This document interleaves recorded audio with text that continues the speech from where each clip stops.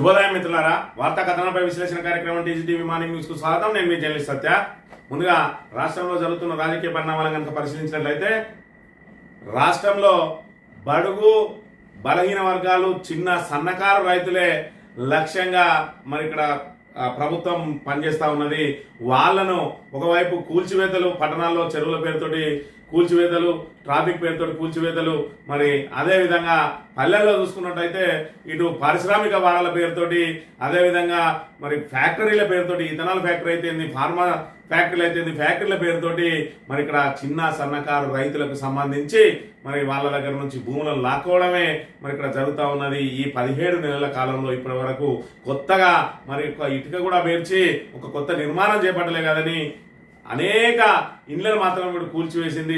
అందులో మరి ఎక్కువగా ఇబ్బంది పడ్డది ఎవరంటే మరి సామాన్య మధ్యతరగతి ప్రజలే మరి ఇక్కడ ఇబ్బందులు పడ్డ పరిస్థితిని కూడా మనం ఇక్కడ ప్రధానంగా గమనించాలి. మరోవైపు రేవంత్ రెడ్డి నిన్న రోజున మరి గంధమల్ల రిజర్వాయర్ కు శంకుస్థాపన చేసిండు. ఒకవైపు కాళేశ్వరం పనికిరాదని చెప్తా ఉన్నాడు. కాళేశ్వరం లింకులో భాగంగా మరి ఇక్కడ ఆల్రెడీ ఇప్పటికే శంకుస్థాపన చేసినటువంటి గంధమల్ల రిజర్వాయర్ ను మళ్లీ శంకుస్థాపన చేసిండు నిన్నటి రోజున మరి ఇక్కడ రేవంత్ రెడ్డి. అదేవిధంగా మరి ఇక్కడ మూసీని ప్రక్షాళన చేసి తీరుతామంటాడు. మరి ఎక్కడ పోయినా అప్పే ఉంటుంది అంటాడు. మరి ఇక్కడ మనం ఎక్కడికైనా పోతే చెప్పులు ఎత్తుకపోయేటట్టు చూసినట్టు చూస్తానంటాడు. కానీ 1,50,000 కోట్లతోటి మూసీ సుందరీకరణ మాత్రం చేసి తీరుతా అంటా ఉన్నాడు. మూసీ ఒడ్డున ఉన్న వాళ్ళందరినీ ఖచ్చితంగా మరి గెంటేస్తాం అన్న చందంగా నిన్నటి రోజున మరోసారి ప్రకటన చేసిన అంశాన్ని కూడా మనం ఇక్కడ ప్రధానంగా గమనించవచ్చు. కాళేశ్వరం ప్రాజెక్టు మీద ఏదైతే కమిషన్ పీసీ కోర్స్ కమిషన్ విచారణ చేస్తా ఉన్నదో దానిలో నిన్నటి రోజున ఈటెల రాజేందర్ మరి హాజరైండు. అప్పటి ఆర్థిక మంత్రిగా ఉన్నటువంటి ఈటెల రాజేందర్ ప్రస్తుత బీజేపీ ఎంపీ హాజరై మరి అక్కడ ఏదైతే కాళేశ్వరం ప్రాజెక్టు కట్టడానికి కేబినెట్ ఆమోదంతో కట్టినామని తుమ్మిడిగడ్డ దగ్గర నీటి లభ్యతలు కానీ సిడబ్ల్యూసీ ఇచ్చిన లేఖ ఆధారంగానే అదేవిధంగా మహారాష్ట్ర సర్కారు చేపట్టిన అభ్యంతరాల మేరకు మరి నీటి నిల్వలు పుష్కలంగా ఉండే మరి ఇక్కడ ఏదైతే మేడిగడ్డ దగ్గర కాళేశ్వరం ప్రాజెక్టుకు శంకుస్థాపన చేయడం జరిగిందని, ఇందులో ఎలాంటి అవకతవకలు లేవని చెప్పి మరి నిన్నటి రోజున ఆయన కుండబద్దలు కొట్టినట్టు చెప్పడం జరిగింది. అది ఇటు కాంగ్రెస్ బీజేపీలకి చెప్పబెట్టుగా చెప్పవచ్చు. ఇప్పటి వరకు బీజేపీ నాయకులు కొంతమంది కాళేశ్వరాన్ని అడ్డం పెట్టుకుని అవాకులు చెవాకులు వేలుస్తూ బీఆర్ఎస్ ను మసకపరిచే ప్రయత్నం ఏదైతే చేస్తా ఉన్నారో ఈటెల రాజేందర్ స్టేట్మెంట్ ద్వారా మరి ఇక్కడ బీజేపీ నేతల నోళ్లకు తాళాలు పడ్డాయి. ఇప్పుడు కాంగ్రెస్ కూడా కక్కలేక మింగలేక తన అక్కసును వెళ్ళగాక్కుతూ నిన్నటి రోజున మళ్ళీ మన కేసీఆర్ మీద అవాకులు చెవాకులు వేయండు. ఆ రేవంత్ రెడ్డి నోటీసులు ఇస్తారే ఆగమాగమైతాను, మేము జైళ్లకు పోయినాము, ఆయన జైళ్లలో గడిపినామంటే మరి జైళ్లలో గడిపింది నేను స్వతంత్ర పోరాటానికా లేకపోతే తెలంగాణ ఉద్యమానికి వేయండి. ఆ జైలు 50 లక్షలతో అడ్డంగా దొరికిందని చెప్పి మరి ఇక్కడ నెటిజన్లు పెద్ద ఎత్తున విమర్శలు చేస్తున్న పరిస్థితిని కూడా మనం ఇక్కడ గమనించాలి. ఇక ముందుగా మంతని నియోజకవర్గానికి సంబంధించిన వార్తను కనుక పరిశీలించినట్లయితే మంతనిలో మరి ఇక్కడ యథేచ్ఛగా ఈ ఇసుక మాఫియా, మట్టి మాఫియా మరి ఇక్కడ మంతనిలో విచ్చలవిడిగా విశృంఖలంగా వాళ్ళ కార్యకలాపాలు కొనసాగిస్తా ఉన్నారు. ఒకవైపు మరి ఇక్కడ ఏదైతే అనుమతుల పేరు మీద అధికారాన్ని అడ్డం పెట్టుకుని మరి ఇక్కడ చెరువులను కొల్లగొడుతున్న పరిస్థితిని కూడా మనం ఇక్కడ చూడాలి. మరి ఇక్కడ చూసుకున్నట్టయితే కలెక్టర్ 21/5/2025 రోజున ప్రొసీడింగ్స్ ఇచ్చిండు. ఏమని అనంటే మరి ఇక్కడ ఓదెల మండలానికి సంబంధించిన చెరువులతో పాటు ఇక్కడ చూసుకున్నట్టయితే మరి ఆ రెడ్డి చెరువు సూరాయపల్లె, మంతని మండలం సూరాయపల్లె పరిధిలో ఉన్నటువంటి రెడ్డి చెరువుకు మరి విఐపి బ్రిక్స్ గౌరెడ్డిపేట అనే అతనికి, అదే విధంగా ఎంఎస్బి బ్రిక్స్ రాఘాపూర్ అనే అతని ఇద్దరి పేరు మీద 45 ట్రిప్పుల చొప్పున ఇద్దరికి కూడా పర్మిషన్లు ఇచ్చిండు. ఇద్దరికి పర్మిషన్లు ఎన్నడు ఇచ్చినాయంటే 21వ తేదీన ఇస్తే మరి వీళ్ళు ఎన్నడు సాఫ్ చేసుకున్నారు ఇవన్నీ ఇక్కడ చూసుకున్నట్టయితే మరి 25వ తేదీ ఆదివారం రోజు వీళ్ళన్ని దారులు చేసుకున్నారు. అక్కడ నుంచి 26వ తేదీ నుంచి సోమవారం నుంచి మరి ఇక్కడ వాళ్ళ చెరువుల మట్టి తీసుడు అనేది ప్రారంభమైంది. దీనికి సంబంధించి రెండింటికి కలిపి 45 ట్రిప్పులు ఒకటి, 45 ట్రిప్పులు ఒకటి, ఒక్కొక్క ట్రిప్ కు 2700 చెల్లించి అంటే మొత్తం 90 లారీల మట్టి అక్కడ నుంచి పోవాలి. అక్కడ నుంచి ఒక్కొక్క ట్రిప్ కు 2700 రూపాయల చొప్పున వీళ్ళు చెరి ఎంత కట్టిండ్రు అని అంటే 1,21,500 ప్రభుత్వానికి కట్టిండ్రు. 45 ట్రిప్పులు తీసుకుపోవాలి. 45 ట్రిప్పులకు మరి ఇక్కడ కలెక్టర్ ఆర్డర్ ఏం చెప్పిండంటే 20 ట్రిప్పులు, రోజుకు 20 ట్రిప్పులు ఒక్కొక్కరికి, అంటే ఎంఎస్పి బ్రిక్స్ కు 20 ట్రిప్పులు, అదేవిధంగా విఐపి బ్రిక్స్ కు 20 ట్రిప్పులు, అంటే వీళ్ళు చేసుకునేవి 45 ట్రిప్పులు. 45 ట్రిప్పులు అంటే 2 రోజులలో వీళ్ళిద్దరి మట్టి కొట్టుకోవడం పూర్తయిపోవాలి. మరి ఇక్కడ 20 ట్రిప్పులకు మించకుండా ఇయ్యండి వాళ్ళకి వేబిల్స్ అని అన్నారు. మరి ఇప్పటికే ఈ 90 ట్రిప్పుల పేరు మీద 900 ట్రిప్పులకు పైగా వెళ్ళిపోయినాయి. అయినా కూడా ఇంకా వాళ్ళ కొట్టుడు ఒడస్తలేదు అని అంటే మరి ఇక్కడ ప్రభుత్వ ఆదాయానికి ఏ మేర గడ్డి పడతా ఉన్నది, దీనికి సంబంధించిన అధికారుల పర్యవేక్షణ ఏ విధంగా ఉన్నది అని అంటే మరి ఇక్కడ రాజు చెప్తే దెబ్బలకు కొదవా అని చెప్పి మరి ఏదో నామమాత్రంగా 1,21,500 కొట్టి మరి ఇక్కడ 45 ట్రిప్పుల పేరు మీద ఈయనొక్క 450, ఆయనొక్క 450. మరి ఇక్కడ కలెక్టర్ చూసుకున్నట్టయితే ఇలా దళారీ వ్యవస్థకు అవకాశం లేదు, మేము ఎవరైతే ఇటుక బట్టీలో ఉంటారో వాళ్ళకి మాత్రమే ఇస్తాం, నేరుగా వాళ్ళే వచ్చి పట్టుకపోయి అన్నాడు. ఇలా చూసుకున్నట్టయితే దళారులు ఇక్కడ నడిపిస్తా ఉన్నారు. వీళ్ళిద్దరి పేరు మీద పర్మిషన్లు తీసుకొని కేవలం 45, 90 ట్రిప్పులకు మరి ఇక్కడ 1,20,20, 2,40,000 కట్టి మరి ఇక్కడ సుమారు ₹1 కోటి మట్టిని ఇక్కడ అక్రమంగా తరలించుకుంటూ మరి ప్రభుత్వ ఆదాయానికి పూర్తిగా గండి కొడతా ఉన్నారు. మరి అదేవిధంగా 20 మెట్రిక్ టన్నులను దాటద్దు అని చెప్పి ఇక్కడ వాళ్ళకు ఏదైతే గైడ్ లైన్స్ ఇచ్చిండ్రు, ఒక్కొక్క బండి కెపాసిటీ 20 మెట్రిక్ టన్నులు దాటద్దు అని. మరి వీళ్ళు చూసుకున్నట్టయితే 40 నుంచి 50 టన్నులు మరి పోసుకొని పోతా ఉన్నారు లారీలలో. ఏ విధంగా ఎన్ని టన్నుల లారీ ఇది, దీనిలో పేపర్ లోడ్ పోసుకొని పోతే ఎంత అయి ఉంటది, ఎన్ని టన్నులు అయి ఉంటది అనే విషయాన్ని కూడా ఆలోచన చేసుకోవాలి. అదే విధంగా ఏ లారీకి మరి ఇక్కడ వేబిల్ ఉన్నది, ఏ లారీకి వేబిల్ లేదు. అసలు 2 రోజులలో పూర్తి కావాల్సింది 26వ తేదీ నుంచి నిరాటంకంగా ఉదయం 6 గంటల నుంచి సాయంత్రం 5 గంటల వరకు నడుస్తా ఉంటే మరి ఇక్కడ 90 ట్రిప్పులే పోతానాయా అంటే రోజుకు 4 ట్రిప్పులు పోతానాయి, 5 ట్రిప్పులు పోతానాయా కూడా ఒకసారి అర్థం చేసుకోవాలి. ఈ 4-5 ట్రిప్పుల కోసమే ఇక్కడికి తీసుకొచ్చి మరి ఈ మిషనరీ కూడా పెట్టుకున్నాడు. ఈ 4-5 ట్రిప్పులు కొడితే ఈ మిషన్ అతనికి మరి ఆ రెంట్ ఎంత అవుతుంది, దానికి లాభం ఎంత వస్తుంది అని కూడా ఆలోచన చేసుకోవాలి. 2 రోజులలో కంప్లీట్ కావాల్సిన మట్టి ఈ రకంగా సాగుతూనే ఉన్నది. కేవలం అనుమతుల పేరు మీద ఇవాళ రెండింటికి ఏదైతే 2 బ్రిక్స్ ప్లాంట్లకు 90 ట్రిప్పుల మీద తీసుకొని 900 ట్రిప్పులకు పైగా కొట్టుకుపోతా ఉన్నా కూడా అధికార యంత్రాంగం అంతా కూడా కన్ను మూసుకున్నది. దీనికి సంబంధించి మరి చూసుకోవాల్సింది ఎవరు అంటే ఎంఆర్ఓ, ఇక్కడ కన్సల్ట్ ఎంఆర్ఓ చూసుకోవాలి. అదేవిధంగా ఈ ఇరిగేషన్ ఏఈలు చూసుకోవాలి. మరి ఇక్కడ పోలీస్ స్టేషన్ కూడా మరి ఇచ్చిర్రు. దీనికి సంబంధించిన ప్రొసీడింగ్ కాపీ మరి ఇరిగేషన్ ఆఫీసర్ కి ఇచ్చిండ్రు. ఏడీ మైన్స్ అయితే ఇటు కన్నెత్తి కూడా చూడడు. మొత్తం మీరు మంత్రిలో ఎంత లూడి చేసుకున్నా బారాకుని మాఫీ అన్నట్టుగా ఉన్నది. అసలు ఒక మైనింగ్ విభాగం అనేది ఒకటి నడుస్తుందా, ఈ రెవెన్యూ వ్యవస్థ కనీసం బయటికి అడుగు పెడతారా అంటే రెవెన్యూ అధికారులను కన్ను మూసిండ్రు. మరి అదే విధంగా మైనింగ్ అధికారులకు కన్ను మూసుకున్నారు. పోలీసు వాళ్ళు అయితే ఏదన్నా ఒక లారీ బయటకు వచ్చిందంటే అది కాంగ్రెస్ దా టిఆర్ఎస్ దా అని అడిగి కాంగ్రెస్ అయితే అటు కన్నెత్తి చూడమే మానేసింది అన్న విషయాన్ని మనం ఇక్కడ గమనించాలి. దాంతో మరి ఇక్కడ మంత్రిలో మట్టి మాఫియా నడుస్తా ఉన్నది. మట్టి మాఫియా విశృంఖలంగా ఏ విధంగా తవ్వకపోతా ఉన్నారు. మంత్రిలో ఇంకా విచిత్ర పరిస్థితి కనుక చూసుకున్నట్టయితే మంత్రిలో ఒకటి హాస్పిటల్ నిర్మాణం జరుగుతా ఉన్నది. దానికి సంబంధించి మరి అక్కడ ఏదైతే బేస్మెంట్ కోసం ఎక్స్కవేషన్ చేసి ఇప్పుడు దానిలో మట్టి నింపాలి. మరి అదే విధంగా ఇంకొకటి జరుగుతా ఉన్నది మున్సిపల్ ఆఫీసు. ఆ మున్సిపల్ ఆఫీసులో దాన్ని ఎక్స్కవేషన్ చేసిండ్రు. మరి ఇక్కడ ఏదైతే హాస్పిటల్ కోసం తీస్తా ఉన్నారో సుమారు ఆ 2-3 ఎకరాల దానిలో 12 ఫీట్ల లోతుకు మట్టి తీస్తా ఉన్నారు. పూర్తిగా కాకి మొరం. ఈ కాకి మొరాన్ని మరి తీసుకుంటూ దీన్ని ఏం చేస్తా ఉన్నారు అంటే బయటికి అమ్ముతా ఉన్నారు. ట్రిప్పుకు 200 నుంచి 300, ట్రాక్టర్ ట్రిప్పుకు 200 నుంచి 300 తీసుకొని బయటికి అమ్మేస్తా ఉంటే ఇదే మున్సిపల్ ఆఫీస్ కు మళ్ళా ఏదైతే బేస్మెంట్ నింపడానికి గుంజపడగ దగ్గర నుంచి మట్టిని తీసుకొచ్చి ఇంట్లో నింపుతా ఉన్నారు. ఎంత విచిత్రమైన సంఘటన అంటే మంత్రిలో ఇక్కడ కాకి మొరాన్ని తీసి మరి ఇక్కడ మున్సిపల్ వాళ్ళకి అప్పచెప్పచ్చు. 2 కూడా మరి ఇక్కడ వాళ్ళ చేతుల్లో నడుస్తా ఉన్నాయి. అయినప్పటికీ కూడా అధికారులు దీన్ని అమ్ముకోవడానికి మరి ఇక్కడ అధికార పార్టీ ఒత్తిడి మేరకు ఇందులో తీసిన మొరాన్నేమో ట్రిప్పుల వైజ్ గా అమ్ముకుంటా ఉన్నారు. ఇందులో మొరాన్ని నింపడానికి మాత్రం మళ్ళీ గుంజపడిగే దగ్గర, ఎందుకంటే కాంట్రాక్టర్ లీడ్ రావాలి, దాన్ని అక్కడ నుంచి ఇక్కడ తీసుకొస్తే దానికి బిల్లు నమోదు చేసుకోవచ్చు. ఇక్కడ నుంచి తీసుకొచ్చి ఇక్కడైతే కాంట్రాక్టర్ వచ్చే లాభం ఉన్నది. అదేవిధంగా ఈ కాంగ్రెస్ నాయకులు మొరం అమ్ముకోవడానికి అవకాశం ఉండదు కాబట్టి ఇక్కడ మొరం అమ్ముకోవడానికి ఒక అవకాశం కల్పించి ఈ 100 పడకల ఆసుపత్రికి సంబంధించి ఏదైతే ఉన్నదో దాన్ని తీసి బయటికి మొరం ట్రిప్పుల వైజ్ గా అమ్ముకుంటా ఉన్నారు. మున్సిపల్ ఆఫీస్ కు సంబంధించి గుంజపడిగ నుంచి తెస్తూ ఆ గుంజపడిగ నుంచి తెచ్చేది ప్రభుత్వ పనుల కోసం అని చెప్పి ఇగో ఎక్కడ పడితే అక్కడ అమ్ముకుంటా ఉన్నారు.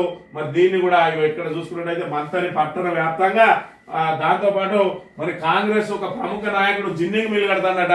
ఆ జిన్నింగ్ మిల్ లో కూడా ఇక్కడ గుంజపడిగ నుంచి వచ్చే ఆ ఏదైతే మట్టి ఉన్నదో మరి ఇక్కడ ఆ మున్సిపల్ ఆఫీస్ చేయడానికి ప్రభుత్వ పనుల కోసం అని చెప్పి బాజాప్తా బోర్డులు పెట్టుకొని ఆ జిన్నింగ్ మిల్లు కూడా మరి మట్టి కొడతా ఉన్నారు అని అంటే ఏ రకంగా జరుగుతా ఉన్నది. ఇది కల్వచెర్లకు సంబంధించి ఇక్కడ హాస్పిటల్ తీసిన మొరం ఏదైతే ఉన్నదో ఇక కల్వచెర్ల దగ్గర ఇక్కడ కుప్పలు వచ్చినాయి అంటే ఊరూరికి ఎక్కడో అక్కడ దోసుకొని పోయి దాచిపెట్టుకొని ఇవాళ దాన్ని మళ్ళా రిటైల్ గా అమ్మడానికి మరి కుప్పలు పోసుకుంటా ఉన్నారు. మరి ఇక్కడ హాస్పిటల్ తీసిన మట్టి మున్సిపల్ కి సంబంధించిన ఆ కార్యాలయంలో ఏదైతే ఎక్స్కవేషన్ చేసిందో దానిలో పోయడానికి అధికారులు చేస్తే మరి ఇక్కడ రెండు రకాల అంటే ప్రభుత్వానికి సంబంధించిన మరి ఇక్కడ డబ్బులు మరి వృధా కాకుండా ఉంటాయి కానీ ఇక్కడ ఆ ప్రభుత్వ ఆదాయానికి గండి కొడుతూ ఇవాళ ఏదైతే మన గుంజపడిగ నుంచి తీసుకొచ్చి కాంట్రాక్టర్ లీడ్ పెంచి ఆయనకు బిల్లులు మరి ఇక్కడ పెద్ద ఎత్తున రావడానికి అవకాశం కల్పిస్తూ ఇక్కడ కాంగ్రెస్ నాయకుల జేబులు నింపడానికి ఇక్కడ ఉన్న మట్టిని బయటికి తరలిస్తా ఉన్నారు. యథేచ్ఛగా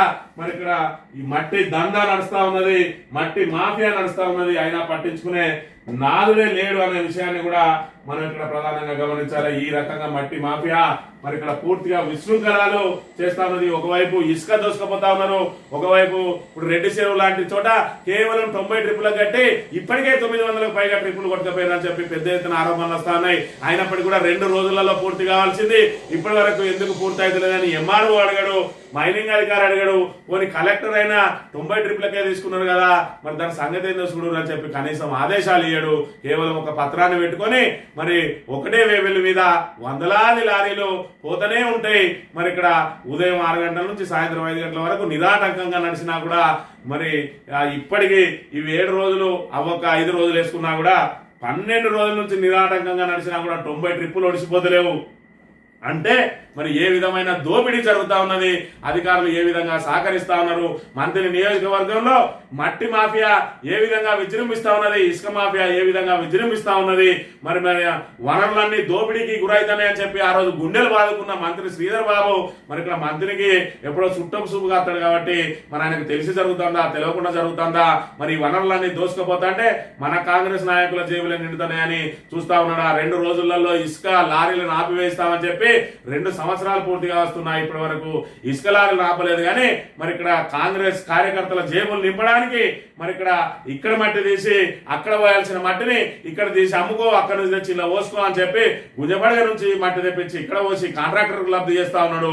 మరి ఇక్కడున్న మట్టిని తీసి బయటకు అమ్మి కాంగ్రెస్ కార్యకర్తలకు లాభం చేస్తా ఉన్నాడు. అంటే ప్రభుత్వ ధనాన్ని ఏ విధంగా దోసుకుంటా ఉన్నారు, మట్టి మాఫియా ఏ విధంగా విజృంభిస్తా ఉన్నది మంత్రి నియోజకవర్గంలో అనేది మంత్రి ప్రజలు ఇప్పటికైనా గమనించాలి.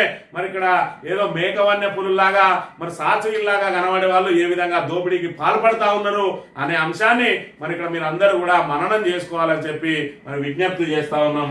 ఈ వార్తా కథనాలను కనుక పరిశీలించినట్లయితే ముందుగా నమస్తే తెలంగాణలో బడుగు రైతే సర్కార్ టార్గెట్, నిరుపేదలపైనే ప్రతాపం, పట్టణాల్లో చెరువులు ట్రాఫిక్ పేట కూల్చివేతలు, నిత్యం ఏదో చోట నిలమట్టమవుతున్న నిర్మాణాలు, బడాబాబుల అక్రమాల వైపు కన్నెత్తి చూడని తీరు, సాగులతో నగరం చుట్టూ బలవంతం సేకరణ, 16 నెలలుగా రైతుల కంటి మీద కునుకు కరువు, మరోవైపు అసైన్ భూములపై వాళ్తున్న పెద్దలు, చిన్న సన్నకారు రైతుల లక్ష్యంగా భూముల దందా, మార్పు అంటూ అధికారంలోకి వచ్చిన కాంగ్రెస్ రాష్ట్రంలో పెద్ద మార్పుని తెచ్చింది.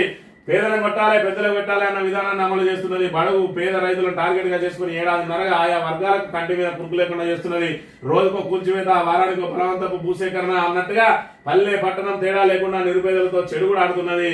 బ్యాంకు రుణంతో ఇల్లు కట్టుకున్న సామాన్యుడు ఉపాధి కోసం రోడ్డు పక్కన షాప్ పెట్టుకున్న చిరు వ్యాపారి, తరతరాలుగా 1-2 ఎకరాల అసైన్ భూముల ఆధారంగా బతికిస్తున్న చిన్న సన్నకారు రైతు ఏడాదిన్నరగా వీళ్ళనే లక్ష్యంగా చేసుకుని సర్కారు పాలన సాగుతున్నది. కూల్చివేతలు, భూసేకరణ అనేది సర్కారు బండికి జోడెడ్లుగా మారినాయి. ఏడాదిన్నరగా రాష్ట్రంలో ఒక కొత్త ప్రాజెక్ట్ లేదు. తట్టెడు మట్టి తమని కాంగ్రెస్ ప్రభుత్వం 100 కొద్ది నిర్మాణాలను మాత్రం కూల్చేసింది. హైడ్రా పేరుతోటి నిత్యం ఎక్కడో మరి చెరువుల పేరు మీద ఇది దారులు ఇది రవాణా ఇబ్బందుల పేరు మీద, అదేవిధంగా ట్రాఫిక్ ఆంక్షల పేరు మీద, ట్రాఫిక్ ఇబ్బంది అవుతుందన్న పేరు మీద మరి అక్రమ కట్టడాల పేరుతోటి హైడ్రా కూల్చివేతలు ఏ విధంగా చేస్తా ఉన్నది. అదేవిధంగా భూసేకరణ కోసం ఇథనాల్ ఫ్యాక్టరీ అయితేంది, అదేవిధంగా ఫార్మా కంపెనీలు అయితేంది, అదేవిధంగా మరి రోడ్ల విస్తరణ, త్రిబులార్కు రోడ్లని, గ్రీన్ ఫీల్డ్ రోడ్లు అని చెప్పి నిత్యం సర్కారు ఇటు ఓ దిక్కు భూసేకరణ, ఇంకోవైపు కూల్చివేతలు అని చెప్పి మరి జోడెడ్ల బండ్లలాగా నడుస్తా ఉన్నది సర్కారు తీరు. మరి ఇక్కడ తిరగబడ్డ జనానికి ఇక లాఠీ దెబ్బలే దిక్కైతా ఉన్నది. దానికి తోడు మొన్న లగచెర్ల, నిన్న దిలావర్పూర్, ఇవాళ చూసుకున్నట్టయితే ధన్వాడ రైతుల మీద మరి ఇక్కడ దాష్టీకం ప్రదర్శిస్తా ఉన్నది. లగచెర్ల సంఘటన జాతీయ స్థాయి దృష్టికి పోయినా ఏదైతే లగచెర్లకు సంబంధించి గిరిజన రైతులను ఏ విధంగా వేధించిండు, సంఖ్యలేసి ఏ విధంగా వాళ్ళను లాక్కపోయారు అనే విషయం మరి ఇక్కడ పోలీస్ స్టేషన్లలో మరి ఏ విధంగా కొట్టిండు, దానికి మానవ హక్కుల సంఘం స్పందించి మరి ఏ విధంగా నోటీసులు ఇచ్చింది, ఇవన్నీ తెలిసినా కూడా మళ్ళీ ధన్వాడ రైతుల మీద కూడా ఇథనాల్ ఫ్యాక్టరీ మరి ఇక్కడ వీళ్ళదైతే ప్రతిపక్షంలో ఉన్న రోజు ఇథనాల్ ఫ్యాక్టరీని మేము ఖచ్చితంగా అడ్డుకుంటామని చెప్పిన వాళ్ళే ఇలా పోలీసు బందోబస్తు మధ్య దాన్ని ప్రారంభించే ప్రయత్నం, దాన్ని పనులు సాగించే ప్రయత్నం చేస్తే రైతులందరూ తిరగబడి సుమారు 10 గ్రామాల రైతులు మరి అక్కడ వాళ్ళ వాహనాలను అదే విధంగా వాళ్ళు వేసుకున్న ఆఫీసులను పూర్తిగా ధ్వంసం చేసిండ్రు. అదంతా కూడా వాళ్ళ కడుపు మంటకు మరి ఇక్కడ నిదర్శనంగా చూడవచ్చు. వాళ్ళతోటి మరి శాంతియుతంగా చర్చించి వాళ్ళను ఒప్పించి మెప్పించి మరి దానికి సంబంధించి లేదంటే ప్రజాభిప్రాయం ప్రకారం అవసరమైతే అక్కడి నుంచి తరలించి మరి ఏదైనా నిర్మానుష్య ప్రాంతంలో ఇథనాల్ ఫ్యాక్టరీని కట్టాల్సిన ప్రభుత్వం ఇవాళ వాళ్ళ మీద పోలీసు దమనకాండతోటి సుమారు 40 మంది మీద మరి అటెంప్ట్ మర్డర్ కేసులు పెట్టి ఇవాళ రైతులను ఏ విధంగా వేధిస్తా ఉన్నది. ఒకవైపు వాళ్ళ భూములు లాక్కుంటా ఉన్నారు, మరోవైపు పేద మధ్యతరగతి వాళ్ళు జీవితకాలం దాచుకున్న పైసలతోటి కట్టుకున్న ఇళ్లను మరి ఇక్కడ ఆరాని ఆరక ముందే అన్నట్టు వాళ్ళు గృహప్రవేశం చేసి వారం కూడా గడవక ముందే నిర్దాక్షిణ్యంగా కూల్చివేసినాయి. అదేవిధంగా గృహప్రవేశం జరుగుతుంది రేపు ఎల్లుండా అన్న ఇళ్లను కూడా నిర్దాక్షిణ్యంగా కూల్చేసి హైడ్రా పేరుతోటి మరి ఇక్కడ పేదల మధ్యతరగతి ప్రజల వాళ్ళ కళలను చెరిపేస్తా ఉన్నది. మరి ఇక్కడ ఏదైతే పెద్దలు ఎవరైతే ఉన్నారో ముఖ్యమంత్రికి సంబంధించి అన్నది కూడా మరి ఇక్కడ దుర్గం చెరువుకు సంబంధించి దాని FTL లోనే ఉన్నది. అలాంటి వాటి జోలికి మాత్రం ప్రభుత్వం పోవడం లేదు. కానీ పేదలు మధ్యతరగతికి సంబంధించిన నిర్దాక్షిణ్యంగా కూల్చేస్తా ఉన్నారు. ఇప్పుడు మళ్ళీ మూసి ప్రక్షాళన చేస్తా అని చెప్పి మళ్ళీ మూసి నది ఒడ్డున ఉన్నందరినీ కూడా తరిమేసే మరి ఇక్కడ ప్రణాళికలు రూపొందించబోతా ఉన్నది రేవంత్ రెడ్డి ప్రభుత్వం అనే విషయాన్ని మనం ఇక్కడ చూడవచ్చు. కేసీఆర్ ప్రాజెక్టులకు రేవంత్ శంకుస్థాపన. బీఆర్ఎస్ హయాంలో శంకుస్థాపన చేసిన ప్రాజెక్టులకే సీఎం రేవంత్ రెడ్డి శుక్రవారం మళ్లీ భూమి పూజ చేశారు. యాదాద్రి భువనగిరి జిల్లాలోని తుర్కపల్లి మండలం తిరుమలాపూర్ లో గంధమల్ల రిజర్వాయర్ సహా పలు కార్యక్రమాలకు శంకుస్థాపన చేసిండు. ఇక్కడ చూసుకున్నట్టయితే 10 ఏళ్లు సమయం ఇస్తే $1 ట్రిలియన్ ఎకానమీ చేస్తా, కేసీఆర్ ను పడగొట్టడమే నా లక్ష్యం, అది పూర్తయింది, అద్భుతమైన ఫ్యూచర్ సిటీని ప్రపంచానికి అందిస్తా, ఎవరు అడ్డమైనా మూసినని ప్రక్షాళన చేసి తీరుతా, బెల్ట్ షాప్ కోసం మహిళలను భర్తలు పైసలు అడిగే పరిస్థితి తెచ్చిన తిరుమలాపూర్ సభలో సీఎం రేవంత్ రెడ్డి ఏం చేసిండు? రేవంత్ రెడ్డి మహిళలకు ఇస్తా అన్న 2500 ఇచ్చిండా కనీసం. మరి ఇక్కడ ఏదైతే పెన్షనర్లకు ఇస్తా అన్న 2000 4000 చేసిండా. ఇవాళ బెల్ట్ షాప్ లో పోయి నేను మందు తాగుతా అని మహిళలను పైసలు అనుకునే పరిస్థితి తీసుకొచ్చిందట. ఏ పరిస్థితి తీసుకొచ్చినావు? మహిళలను ఏం చేసినావు? మరి ఇక్కడ మహిళలకు నువ్వు ఆర్థిక స్వావలంబన ఏమి ఇప్పించినావు? మరి దాని ద్వారా మహిళలు ఇప్పుడు ఏమి పెరిగిండ్రు? ఇవాళ చూసుకున్నట్టయితే పూర్తిగా 10 సంవత్సరాల అభివృద్ధి పథంలో దూసుకుపోతున్న తెలంగాణను దివాలా తీయించిండు రేవంత్ రెడ్డి. ఇవాళ ఒక వ్యాపారం కూడా సాగని పరిస్థితి ఉన్నది. మరి ఇక్కడ తెలంగాణ పల్లెలలో కూడా మరి ఇక్కడ సకాలంలో వాళ్ళ కొనుగోలు లేక నానా ఇబ్బందులు పడి రైతులు కూడా మరి ఏదైతే వాళ్ళకు సరైన సాగునీటి సౌకర్యం లేక మొన్న రబీలో పూర్తి స్థాయిలో మరి వాళ్ళకున్న పొలాన్ని అంతా పండించలేని దుస్థితిలో ఉన్నారు. ఒకవైపు కాళేశ్వరాన్ని ఎండబెట్టి గోదావరిని ఎడారిగా మార్చి వ్యవసాయాన్ని మరి ఇక్కడ గతంలో ఏ విధంగా అయితే ఉమ్మడి ఆంధ్రప్రదేశ్ లో వ్యవసాయం దండగా అన్న మరి ఇక్కడ పరిస్థితులు ఉన్నానో ఈ రోజు మళ్ళీ అవే పరిస్థితులు పునరావృతం కాబోతా ఉన్నాయి. మరి ఇక్కడ తెలంగాణకు జీవధార లాంటి కాళేశ్వరం ప్రాజెక్టు మీద కుట్రలు అనుకుంటూ ఇలా గంధమల్ల రిజర్వాయర్ ను మరి శంకుస్థాపన చేసిన గంధమల్ల రిజర్వాయర్ కు నీళ్లు కాళేశ్వరం ప్రాజెక్టు ద్వారా కాదా పోయేది? మరి ఇక్కడ ఒక మేడిగడ్డ బ్యారేజ్ ని బూచిగా చూపెట్టి ఇవాళ కాళేశ్వరానికి సంబంధించిన సైకిల్ అంతా వాడుకుంటా ఉన్నావు. మరి ఇక్కడ గోదావరి నీటిని బయటికి వృధాగా వదిలేసి, ప్రాణహిత నీటిని వృధాగా వదిలేసి బనకచెర్లకు అలొకేషన్ వచ్చే విధంగా నీ అసమర్థ నిర్ణయాలు ఇప్పుడు దాంతో బనకచెర్ల ప్రాజెక్టు ఏదైతే మరి ఇక్కడ గోదావరి నీళ్లను ఒడిసి పట్టుకోవడానికి మనం ఏదైతే వృధాగా వదిలేస్తున్నామో దాన్ని వాళ్ళ హక్కుగా మార్చుకోవడానికి ఇలా పోలవరాన్ని కూడా పక్కకు పెట్టి బనకచెర్ల ప్రాజెక్టును ఉటావుట్న చేపడతా ఉన్నాయి కేంద్ర రాష్ట్ర ప్రభుత్వాలు. అక్కడ ఆంధ్ర మరి ఎన్డీఏ ప్రభుత్వం అనే విషయాన్ని మనం చూసుకున్నట్టయితే ఇవాళ నువ్వు విడిచిపెట్టిన నీటి ద్వారా వాళ్ళకి అలొకేషన్ దొరికితే రేపు మళ్ళా కాళేశ్వరాన్ని పునరుద్ధరించిన తర్వాత కూడా విధిగా వాళ్లకు నీటిని వదలాల్సిన దుస్థితిని తీసుకొస్తా ఉన్నది ఈ రోజు కాంగ్రెస్ ప్రభుత్వం అనే విషయాన్ని మనం ఇక్కడ గమనించాలి. పరిపాలన చేతగాక అస్తవ్యస్త నిర్ణయాలతోటి అసమర్థ పరిపాలన వైఫల్యంతో ఈరోజు తెలంగాణను పూర్తిగా ధ్వంసం చేసి ఇంకా 10 ఏళ్ళు నాకు సమయం ఇస్తే $1 ట్రిలియన్ వ్యవస్థ చేస్తా అంటాడు. ఇవాళ 17 నెలలనే కుప్పగూలింది ఇవాళ తెలంగాణ అంతా కూడా. మనం పూర్తిగా మన జిఎస్డిపి కూడా పడిపోతున్న పరిస్థితిని మనం ఇక్కడ ప్రధానంగా గమనించాలి. యువతకు ఉపాధి లేదు, రైతుకు ధీమా లేదు, రైతు బీమా లేదు. మరి ఇక్కడ చూసుకున్నట్టయితే ఇంకా 10 ఏళ్ళ అవకాశం ఇస్తే మరి ఇక్కడ ఏదైతే ఆకలితోటి అలమటించి అన్నం లేక చచ్చిపోయే పరిస్థితులు కూడా వస్తాయి తెలంగాణలో అనే విషయాన్ని మనం ఇక్కడ చూడాలి. ఇక సిడబ్ల్యూసి మహారాష్ట్ర అభ్యంతరాల వల్లే రీడిజైన్, క్యాబినెట్ ఆమోదంతోనే కాళేశ్వరం ప్రాజెక్టు, కొత్త రాష్ట్రం నిధుల కొరత వల్లే కార్పొరేషన్, పరిస్థితుల వల్లే బడ్జెట్ అంచనాల పెరుగుదల, జస్టిస్ పిసి ఘోష్ ఎదుట ఈటల వెల్లడి. మరి ఇక్కడ ఈటల రాజేందర్ కు అత్యుత్సాహంతో నోటీసులు ఇప్పించిండు ఎవరు, రేవంత్ రెడ్డి. ఏదైతే బీజేపీ తన స్నేహితులు ఉన్నారో మరి ఇక్కడ బండి సంజయ్ అయితేంది, కిషన్ రెడ్డి అయితేంది, అదేవిధంగా కొండా విశ్వేశ్వర రెడ్డి అయితేంది, రఘునందన్ రావు అయితేంది, వీళ్ళందరూ చెట్టా పట్టాలు వేసుకొని తిరుగుతూ ఉంటే మరి ఇక్కడ వీళ్ళందరూ కూడా ఈటల రాజేందర్ ద్వారా కేసీఆర్ ను ఒత్తిడి చేయించే ప్రయత్నం ఉంటది కావచ్చు. మరి ఇక్కడ అబద్ధాలు ఈటల రాజేందర్ నోటితోటి చెప్పించి మరి కేసీఆర్ ని ఇరకాటంలో పెడదామని చెప్పి ఏదైతే వాళ్ళు చేసిన ప్రయత్నం ఇక్కడ పూర్తిగా బెడిసి కొట్టింది. మరి ఇక్కడ ఈటల రాజేందర్ కుండ బద్దలు కొట్టి చెప్పిండు, అది పూర్తిగా కేబినెట్ ఆమోదం మేరకే జరిగింది. అక్కడ ఏదైతే మహారాష్ట్ర అనుమతులు ఇవ్వడానికి నిరాకరించడం, అదేవిధంగా వాళ్ళు చెప్పిన ఎత్తు కనుక మనం కట్టినట్టయితే నీటి లభ్యత తక్కువగా ఉంటుంది కాబట్టి నీటి లభ్యత ఎక్కువగా ఉండేటువంటి మేడిగడ్డలో మరి కట్టడం జరిగింది. అంచనాలు పెరగడానికి కూడా పరిస్థితులే కారణం అంటా ఉన్నారు. అంచనాలు ఎట్లా పెరిగినాయి అని చెప్పి రేవంత్ రెడ్డి అడుగుతానంటే దయ్యాలు వేదాలు వల్లించినట్టు ఉన్నది కాంగ్రెస్ ప్రభుత్వ పరిస్థితి చూసుకున్నట్టయితే. 85 కోట్లతోటి ఇంటిగ్రేటెడ్ మరి స్కూల్స్ కడతా అని చెప్పి మరి ఇవాళ చూసుకున్నట్టయితే దాన్ని ఏకంగా 200 కోట్లకు పెంచిండు. ఈయనే కాళేశ్వరం అంచనాల గురించి మాట్లాడుతూ ఉన్నాడు. ఇలా కేవలం 93,000 కోట్లతోటి మరి ఇక్కడ ప్రపంచంలోనే అతి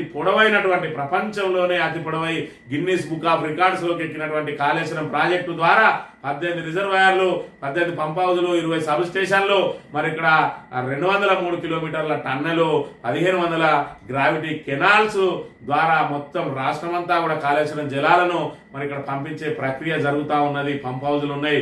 మరి ఇక్కడ ఇన్ని రకాలు చేస్తే 93,000 కోట్లయిందంటే కాంగ్రెసే కడితే 3 లక్షల కోట్లైనా కూడా దాన్ని పూర్తి చేయకపోవు అనే విషయాన్ని మనం ఇక్కడ గమనించాలి.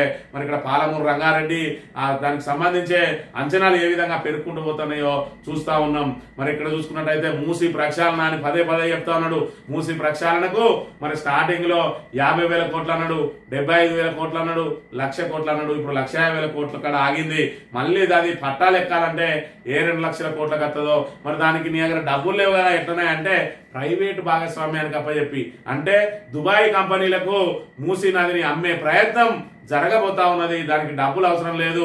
వాళ్ళే మొత్తం పెట్టుబడులు పెట్టుకొని వాళ్ళే మరి అక్కడ రిసార్ట్లు కానీ, అమ్యూజ్మెంట్ పార్కులు కానీ, మరి వివిధ రకాలైన ఆకాశ ఆర్మాలు నిర్మించుకుంటారు. అక్కడ ఉన్న పేదలను మాత్రం తరిమి కొడతారు. మరి ఎఫ్టీఎల్ పరిధిలో వీళ్ళెట్లా ఆకాశ ఆర్మాలు నిర్మిస్తారు?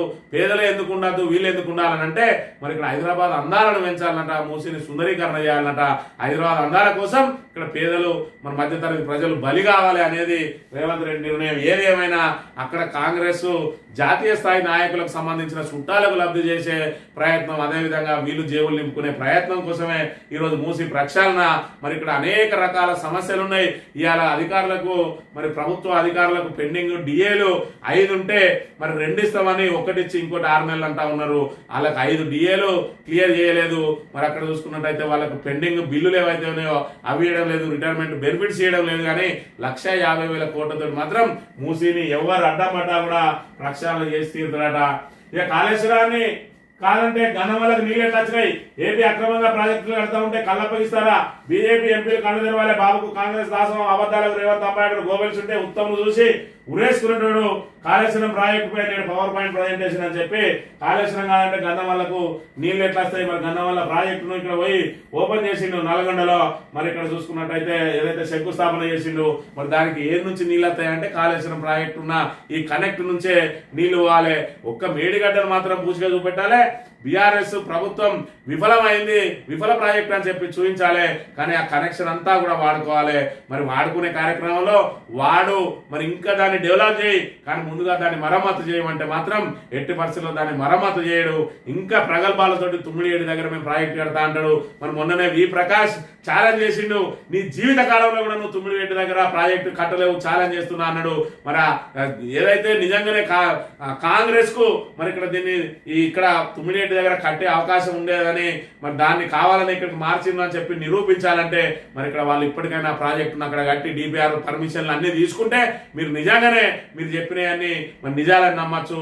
ఇవాళ కట్టిన ప్రాజెక్టు ఏదైతే అండిన కుండ మీద ఉండి మరి నలుగురికి పంచడం చేత గాని అసమర్థ ప్రభుత్వంలా ఈ రోజు తెలంగాణ మగ్గుతా ఉన్నదనే విషయాన్ని మనం ఇక్కడ ప్రధానంగా గమనించాలి. బనకచెర్లకు సంబంధించి మరి అక్కడ ఏపీ బనకచెర్ల మరి ప్రాజెక్టు కట్టకపోతుంది కదా, దాని మీద మీ స్పందన ఏంటంటే ఇంకా నేను దాని మీద పూర్తిగా స్టడీ చేయలే అంటాడు. మరి ఇక్కడ నీళ్ల మంత్రి దాన్ని స్టడీ చేయకుండా ఉత్తమ్ కుమార్ రెడ్డి ఏం చేస్తా ఉన్నాడు? దీనికి మరి గతంలో మాటలు కూడా అందరికీ వినబడతా ఉన్నాయి.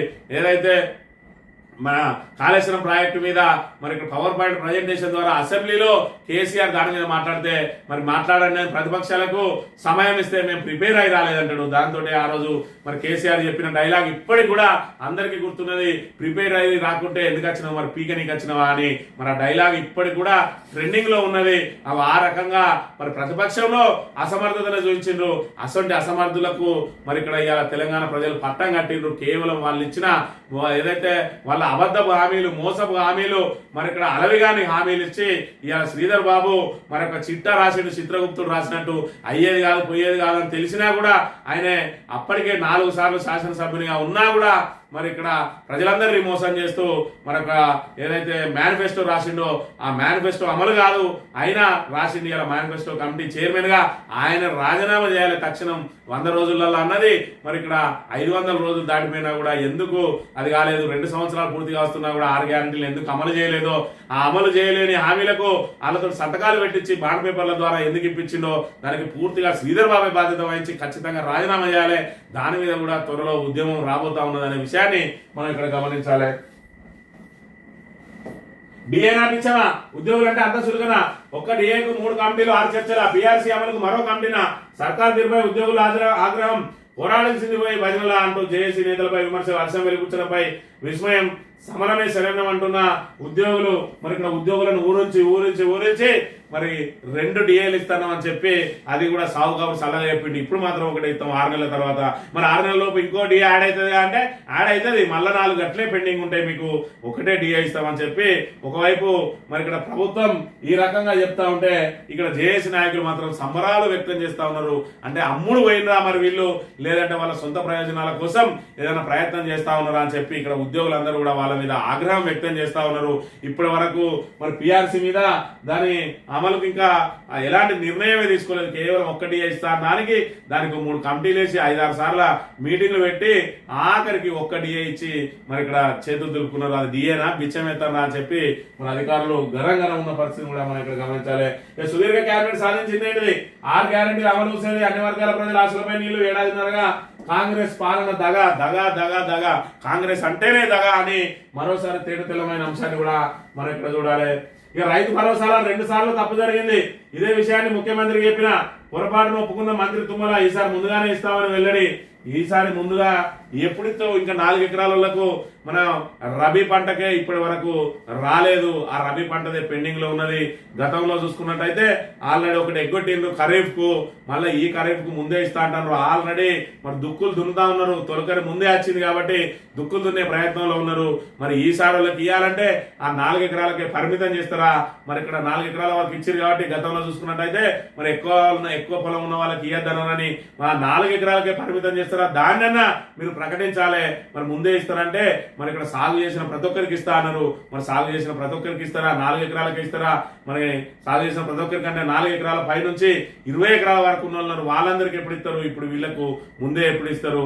మరి దీని మీద అయితే స్పష్టత లేదు. అనేక రకాలుగా చెప్పుకుంటూ పోతా అంటాడు. ఇది ఇక్కడనే ఉంటది. మళ్ళీ కొత్త చెప్తాడు ఇంకా బర్రెలు ఇస్తారట. మరి పాడి గేదెలు ఇస్తాం మేము, ప్రతి రైతుకు 2 అంటున్నాడు. ప్రతి రైతుకు 2 అంటే ఎన్ని పైసలు అయితే రేవంత్ రెడ్డి కనీసం లెక్కలన్నా తెలుసా? బట్టి విక్రమార్కకు రేవంత్ రెడ్డి అనే విషయాన్ని గమనించాలి. 70 లక్షల మంది రైతులు ఉన్నారు. 70 లక్షలు ఇంటూ 2 పాడి గేదెలు ఇస్తే మరి ఒక్కొక్కటి సుమారు 50,000 ఉన్నా కూడా మరి 2 పాడి గేదెలు ఇస్తే ₹1,00,000. 70 లక్షలు ఇంటూ ₹1,00,000 వేసుకుంటే ఎన్ని కోట్లు అయితే అనేది మరి కనీసం సోయాన్ని ఉన్నదా? ఇక్కడ వీళ్ళకి డిఏలు ఇవ్వడానికే చేతనైతే లేదు, వాళ్ళ పెండింగ్ బిల్లు ఇవ్వడానికి చేతనైతే లేదు, ఇంకా పాడి గేదెలు ఇస్తామని చెప్పి అంటాను. ముందు రైతు భరోసా సక్రమంగా అయ్యి ఆ రైతు బీమాకు సంబంధించిన మరి అది ఏదైతే కిస్తున్నదో అది కట్టు. ఆల్రెడీ చనిపోయిన రైతులకు ఇప్పటికి కూడా బెనిఫిట్స్ వస్తలేవు అని చెప్పి మరి ఇక్కడ రైతు కుటుంబాలు ఏడుస్తున్న పరిస్థితిని కూడా మనం ఇక్కడ గమనించాలి. ఇక జైట్లీకి చెప్పే లండన్ వారిపోయిన విజయ్ మాల్యా సంచలన వ్యాఖ్యలు, ఆర్థిక నేరగాలతో బీజేపీ నాయకుల లోపాయికార ఒప్పందం పట్టబోయాలు, పాకిస్తాన్ కు ముందే సమాచారం ఇచ్చి విదేశాంగ మంత్రి దాడి చేస్తారు, ఆర్థిక మంత్రికి ముందే సమాచారం ఇచ్చి ఆర్థిక నేరగాలు దేశం విడిచి పారిపోతారు, నరేంద్ర మోడీకి చెందిన మొత్తం వ్యవస్థ సరెండర్ అయినట్టుగా ఉన్నదన్నట్టుగా ఉంది అంటున్న విపక్షం. మరి ఇక్కడ విజయ్ మాల్యా మన భారతదేశాన్ని విడిచిపెట్టి ఇప్పుడు లండన్ లో వేసిండు. ఆర్థిక నేరగాడు ఏదైతే బ్యాంకులకు అప్పులు తీసుకొని ఎగ్గొట్టిండు, మరి దాన్ని నిన్నటి రోజున ఆయన నేను జైట్లీకి చెప్పిన అప్పటి ఆర్థిక మంత్రికి చెప్పి పోయినా అని చెప్పి మరి ఆయన సంచలన వ్యాఖ్యలు చేసినారా. దాని మీద విపక్షాలు మండిపడతా ఉన్నాయి. ఒకవైపు పాకిస్తాన్ కు విదేశాంగ మంత్రి ముందే చెప్తాడు మీ మీద మేము దాడిలో పాల్పడుతున్నామని, మరోవైపు ఈ దొంగలు మరి ఇక్కడ ముందే చెప్పి పారిపోతారు. అంటే నరేంద్ర మోడీకి సంబంధించిన అలా వ్యవస్థ అంతా కూడా ఇక్కడ సరెండర్ అయిందా అని చెప్పి చెప్తున్న పరిస్థితిని మరి ఏదైతే విమర్శిస్తున్న పరిస్థితిని కూడా మనం ఇక్కడ గమనించాలి. ఆర్టీసీ ఆశల ఆవిరి, ఆర్టీసీ కార్మికులకు సర్కార్ మోడీ చేయి, కేబినెట్ మీటింగ్ లో కనీస ప్రస్తావన లేదు, చర్చకు రాని సమ్మె హామీలు, ఆర్టీసీ విలీనం, తాయిలాల ప్రకటనపై సిబ్బంది నిరాశ, 9 ఆర్టీసీ కార్మిక సంఘాల జేఏసీ భేటీ. ఆర్టీసీ మరి ఇక్కడ ఆల్రెడీ సమ్మె నోటీస్ ఇచ్చి విరమించుకున్నది. వాళ్ళకు మరి ఇక్కడ మేము సామరస్యంగా మీ సమస్యలు పరిష్కరిస్తామన్నారు, కనీసం దాని మీద చర్చ కూడా చేయలేదు. పోనీ బనకచెర్ల ప్రాజెక్టు మరి ఇక్కడ గోదావరి నీళ్లను ఎత్తుకుపోయే ప్రాణహిత నీటిని మరి ఇక్కడ చౌర్యం చేసే ప్రయత్నం జరుగుతూ ఉన్నది, దాని మీద కూడా కనీస చర్చ లేదు అని అంటే మరి వీళ్ళు దేని మీద మాట్లాడుకున్నారంటే 6 మంత్రివర్గ విస్తరణ అవి ఉన్నాయి కదా బెర్తులు, అవి వెలికించుకుందాం, పిసిసికి సంబంధించి మరి ఎవరెవరిని మనం వీళ్ళకి తీసుకుందాం, మరి ఇక్కడ నేను 5 ఏళ్ళు ఉండాలంటే మీకు ఎవరెవరికి ఏమేం కావాలి, ఇగో ఈ చర్చలు నడుతున్నాయి కావచ్చు, లేదంటే మరి ప్రజా సమస్యలకు సంబంధించి ఒకవైపు అధికారులకు సంబంధించిన పిఆర్సీ మీద ఎందుకు చర్చించలేదు, మరి ఆర్టీసీ కార్మికులను సమ్మెను ఉపసంహరించిపోయేసినామన్నారు, దాని మీద ఎందుకు చర్చించలేదు, బనకచెర్ల లాంటి ప్రాజెక్టు ఇవాళ మన తెలంగాణ ఆశలను ఆవిరి చేసే ప్రాజెక్టులు అక్కడ కడతా ఉన్నారు, అక్రమ ప్రాజెక్టులు, దాని మీద మరి ఇక్కడ కేబినెట్ ఎందుకు తీర్మానం చేయలేదనే విషయాన్ని తెలంగాణ ప్రజానీకం గమనించాలి. మావోయిస్టు కీలక నేత అడెల్లు ఎన్కౌంటర్, ఛత్తీస్గఢ్ రాష్ట్రం బీజాపూర్ లో ఘటన, మృతులు తెలంగాణ రాష్ట్ర కమిటీ సభ్యుడు, ఆయనపై 2 రాష్ట్రాల్లో 45 లక్షల రివార్డు. భాస్కర్ స్వగ్రామం ఆదిలాబాద్ జిల్లా బోత్, రోజుకొక ముఖ్య నాయకుడు ఇక్కడ ఏదైతే నేల కొరిగిపోతా ఉన్నారు మావోయిస్టులు, పూర్తిగా జల్లెడ పడతా ఉన్నది. మరి ఇక్కడ ఆపరేషన్ ఖగార్ పేరుతోటి మరి కేంద్ర రాష్ట్ర ప్రభుత్వాలకు సంబంధించిన పోలీస్ వ్యవస్థ పూర్తిగా నక్సలైట్లను అంతం చేయడానికి పూనుకున్నది. దానిలో మరి ఏదైతే కీలక నాయకులందరూ కూడా నేల కొరుగుతున్న పరిస్థితిని మనం ఇక్కడ చూడాలి. సాక్షి దినపత్రిక విషయానికి వస్తే 10 ఏళ్ళు పగ్గాలు 17 నెలలలో మిమ్మల్ని ఏ విధంగా అయితే పాతాళానికి దొక్కినామో ఇక మొత్తానికే కోలుకోకుండా చేస్తామన్నట్టున్నది. ఇంకా సిగ్గున్నోడు ఎవడన్నా కాంగ్రెస్ కోటెత్తాడా అనే విషయాన్ని ఒకసారి ఆలోచన చేసుకోవాలి. పెద్దన్నల పోట్లాట, దుమ్మెత్తి పోసుకుంటున్న మాజీ మిత్రులు కొంతకాలంగా ఉప్పు నిప్పుగా వ్యవహారం, బ్యూటిఫుల్ బిల్లుతో రచ్చకెక్కిన విభేదాలు, సెక్స్ కుంభకోణంలో ట్రంప్ పేరంటున్న మస్క్, ఎప్స్టీన్ ఫైల్ బయట పెట్టింది, అందుకే ఆ ఉదంతో గద్దె దిగడం ఖాయం, మస్క్ కు మతి చెల్లించినట్టుందంటున్న ట్రంప్, నాసాకు డ్రాగన్ సేవలు బంధు మస్క్. మరి ఇక్కడ ఎలాన్ మస్క్ ట్రంప్ ఎలక్షన్ల ముందు చూసినాం, ఇద్దరు కూడా మరి ఇక్కడ అమెరికాలో మరి ఏదైతే ప్రభుత్వ మార్పిడికి ఎలాన్ మస్క్ సాయం మరి ఇక్కడ మరవలేంది అన్నట్టుగా, ట్రంప్ అంటే మస్క్, మస్క్ అంటే ట్రంప్ అన్నట్టుగా మొన్నటి వరకు మెలిగిండ్రు. వీళ్ళ మధ్యలో విభేదాలు ప్రారంభమైనాయి. విభేదాలు ఇప్పుడు తారా స్థాయికి చేరినాయి. మరి ఇక్కడ ఈయనకి ఇచ్చిన ప్రభుత్వ కాంట్రాక్టులు ట్రంప్ రద్దు చేయడం, మరి నాసాకు ఈయన చేస్తున్న ఏదైతే సాయం ఉన్నదో దానికి సంబంధించి ఆ సాయాన్ని ఈయన ఉపసంహరించుకోవడం, మరోవైపు ఒకరి మీద ఒకరు ఆరోపణలు చేసుకోవడం కూడా మరి తారా స్థాయికి చేరింది. రాబోయే రోజులలో అమెరికాలో ఇంకో కొత్త పార్టీ అవసరమని కూడా ఆయన ప్రకటన చేస్తున్న పరిస్థితిని మనం ఇక్కడ ప్రధానంగా చూడవచ్చు. ఆదాయం మూరుడు ఖర్చు బారడు, 4023 కోట్ల లోటుతో ప్రారంభమైన 2025-26 ఆర్థిక సంవత్సరం అప్పులతో కలిపి ఏప్రిల్లో రాబడులు 16,473.99 కోట్లు మాత్రమే. ఏప్రిల్లో పన్నుల రూపంలో 10,916.68 కోట్లు. రాష్ట్ర ప్రభుత్వ ఆర్థిక ముఖ చిత్రాన్ని వెల్లడించిన కాగ్ నివేదిక. ఆదాయం మూరడు, మరి ఇక్కడ ఖర్చు బారడు, 4,000 కోట్ల లోటు ఉన్నదట ఒకటే సంవత్సరం, ఒకటే నెలల. మరి ఇట్లా చూసుకున్నట్టయితే మరి నేను ఇంకా గేదెలిస్తా, మరి ఇవ్విస్తా మీకు నెల మరి మీకు ఏదైతే పెండింగ్ బకాయిలు లేవో నెలకి 700 కోట్లు ఇస్తా అని చెప్పి మరి ఇక్కడ దాంతో పాటు మేము మూసి ప్రక్షాళన ఎవడొచ్చినా ఆగేది లేదని, కొత్తగా హ్యామ్ రోడ్లు చేస్తామని, ఇవన్నిటికీ నిధులు ఎక్కడి నుంచి ఎత్తవా అంటే ఇక భూములను ప్రయత్నం చేస్తా ఉన్నాడు. ముందు రైతుల దగ్గర నుంచి భూములు సేకరించాలి, అవన్నీ టీజీఐఐసికి ట్రాన్స్ఫర్ చేయాలి, వాటన్నిటిని కుదబెట్టి ఈ రోజు అప్పులు తెచ్చుకోవాలి. ఆ ప్రక్రియకు మరి ఇక్కడ శ్రీకారం చుట్టబోతా ఉన్నది కాంగ్రెస్ ప్రభుత్వం అనే విషయాన్ని మనం ఇక్కడ ప్రధానంగా గమనించాలి. అది కేసీఆర్ నిర్ణయమేనట. ఎవరైనా ప్రభుత్వ పెద్దనే నిర్ణయం తీసుకుంటాడు. మరి ఇక్కడ కోడిగుడ్డు మీద ఈకలు వేయడానికి రాజకీయాడు. మరి ఇక్కడ అసలు విషయం మేమందరం కేబినెట్ ఆమోదంతో చేసినాం. ఇందులో ఎలాంటి మరి ఏదైతే అవినీతి జరగలేదు అని బాజాప్తా కుండబద్దలు కొట్టినట్టు కొడితే అది కేసీఆర్ నిర్ణయమే అని చెప్పి కేసీఆర్ ఏదో తప్పు చేసిండు అన్న సందంగా మరి ఇక్కడ కనబడే రీతిలో పెడతా ఉన్నాడు ఈ రాధాకిట్టి గారు. ఏదైనా మరి రేవంత్ రెడ్డిని మరి ఇక్కడ జాకీలు పెట్టి లేపే ప్రయత్నం చేస్తా ఉన్నాడు. కానీ జాకీలు పెట్టుడు కాదు, నువ్వు లిఫ్ట్ పెట్టి మరి క్రేన్ పెట్టి లేచే పరిస్థితి లేదు. తెలంగాణలో కాంగ్రెస్ మళ్ళోసారి ఆ కాంగ్రెస్ కనబడితే దాన్ని కోటేసి నాదుగా లేడనే విషయాన్ని ఇక్కడ గమనించాలి. ఇక బీఆర్ఎస్ కాదు, టీఆర్ఎస్ దయ్యాల రాజ్యసభ అప్పట్లో మాజీ ప్రధానమంత్రి పివి నరసింహరావుకి సెషన్ కోర్టు నోటిస్తే కోర్టు ఎదుట ఆయన హాజరయ్యారు. నువ్వు అంతకంటే గొప్పవాడు, ఆ గతంలో నన్ను జైల్లో పెడితే పడగొట్టి ఆ కుర్చీలో కూర్చున్న పట్టుబట్టి నా లక్ష్యం నెరవేర్చుకున్న రేవంత్ రెడ్డి లక్ష్యం ఏంది అని అంటే ఓన్లీ సీఎం సీట్లో కూర్చోవడం, అంతకంటే ఏముంటది లక్ష్యం. ఎందుకంటే తెలంగాణకు జై తెలంగాణ అన్నాడు కాదు, తెలంగాణ ఉద్యమంలో పాల్గొన్నాడు కాదు, తెలంగాణ ప్రత్యేక తెలంగాణ కావాలని కోరుకున్నాడు కాదు, మరి ఇక్కడ ప్రజలకు ఏదో మేలు చేయాలని రాజకీయాల్లోకి వచ్చినోడు కాదు. కాబట్టే నా లక్ష్యం ఏంటంటే నేను సీఎం సీట్లో కూర్చోవాలి, అదే లక్ష్యం, నా లక్ష్యం నెరవేరిందంటాడు. కానీ ప్రజలకు ఎవరు కావాలి? ప్రజలను మరి ఇక్కడ కేసీఆర్ చెప్పేది కేరళ లాగా ఏ విధంగా అయితే ఉన్నదో అక్షరాస్యత, ఆ అక్షరాస్యతలో మనం నెంబర్ 1 గా ఉండాలి. తెలంగాణ అభివృద్ధిలో అగ్రగామిగా ఉండాలి. రోడ్డు లేని మరి ఊరుండకుండా ఉండాలి. గుడిసె లేని ఇల్లు లేకుండా ప్రతి గ్రామం కూడా మరి ఇక్కడ హరితహారంతో మరి పచ్చని పైర్లతోటి మరి ఇక్కడ ఏదైతే అందరూ కూడా ఆర్థిక అభివృద్ధి చెంది మరి అందరూ సుఖ సంతోషాలతో ఉండాలని కేసీఆర్ కోరుకుంటే నేను సీఎం సీట్లో కూర్చోవాలని చెప్పి రేవంత్ రెడ్డి కోరుకుంటాడు.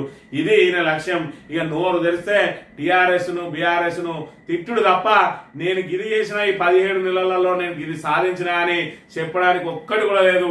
ఆఖరికి మహిళలనట అడుక్కునే స్థాయికి భర్తలు మహిళల దగ్గర బెల్ట్ షాప్ లో పోవడానికి డబ్బులు అడుక్కునే స్థితికి తీసుకొచ్చిందట. అంటే మగోని ఆదాయం పూర్తిగా పడిపోయింది. మగోనికి పని దొరకకుండా అయింది. నువ్వు చెప్పింది వాస్తవమే. ఏదైతే మగోనికి బయటికి పోతే పని దొరకకుండా, ఎందుకంటే రియల్ ఎస్టేట్ రంగం పూర్తిగా పడిపోయింది.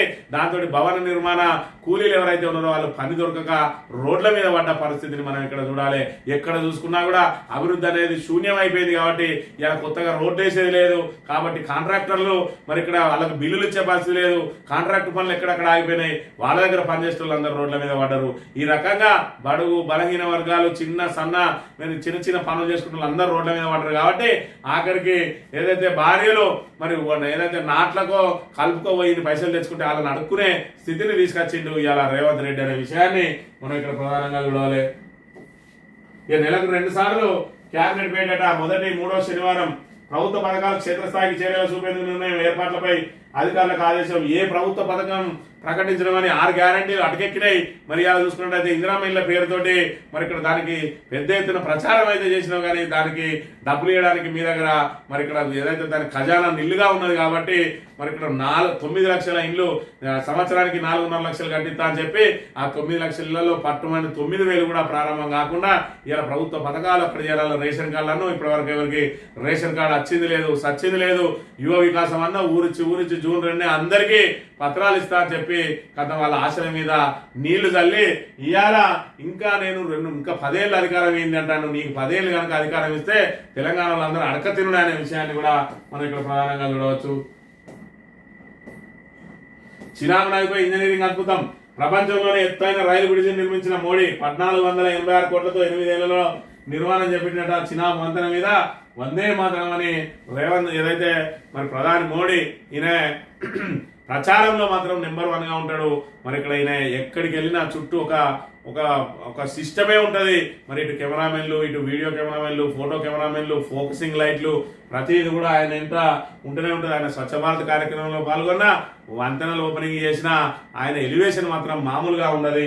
మరి ఈయన ఏదైతే పాకిస్తాన్ విషయంలో మసకబారిన దాన్ని ఏ విధంగా మరి గట్టెక్కుతాడన్న విషయాన్ని కూడా మనం ప్రధానంగా చూడాలి. 600 మూసి ప్రక్షాళనాట. ఇతర ప్రాజెక్టులు పూర్తి చేస్తాం, నాకేం కోరికలు లేవు రాష్ట్ర అభివృద్ధి తప్ప. నా కోరిక తీరింది అంటాడు, మళ్ళీ నాకేం కోరికలు లేవంటాడు. మరి ఇక్కడ నా కోరిక తీరింది, నేను లక్ష్యాన్ని చేరినా అని చెప్తాను. ఏంటిదా నీ లక్ష్యం అంటే సీఎం పీఠమే ఆయన లక్ష్యం. ప్రతి ఒక్కరికి ఉంటుంది కావచ్చు, కానీ ప్రజలు కోరుకునేది నువ్వు సీఎం పీఠం మీద ఉండాలని కాదు. ప్రజల అభిష్టం మేరకు ప్రజలను మరి ఇక్కడ ఆర్థికంగా ఉన్నతులుగా చేసి వాళ్ళకి సకల సౌకర్యాలు కల్పించే మరి ఇక్కడ ప్రజా ప్రభుత్వాన్ని నడిపే ఒక నాయకుడు కావాలి. మీరు ఇందిరమ్మ పాలన పేరుతోటి, ప్రజా పాలన పేరుతోటి రైతుల నడ్డి విరిచి మరి చిన్న సన్నకారు రైతుల నడ్డి విరవడంతో పాటు మరి సామాన్య మధ్యతరగతి ప్రజల గూడు లేకుండా ఒకవైపు ఇందిరమ్మ ఇళ్ల పేరుతోటి అందరికీ గూడు కల్పిస్తా అని చెప్పి వాళ్ళు సొంతంగా కట్టుకున్న గూడును కూడా నిలపాలు చేస్తున్న దుస్థితి ఇవాళ తెలంగాణ రాష్ట్రంలో నెలకొన్నదనే విషయాన్ని మనం ఇక్కడ గమనించాలి. ఏది ఏమైనా మరి ఇక్కడ 17 నెలల కాలంలో కాంగ్రెస్ ప్రభుత్వం పూర్తిగా తెలంగాణను చిన్నా భిన్నం చేసింది. ఇంకా కూడా మళ్ళీ గత ప్రభుత్వాన్ని విమర్శించుకుంటూనే వీళ్ళు పబ్బం గడుపుతా ఉన్నారు.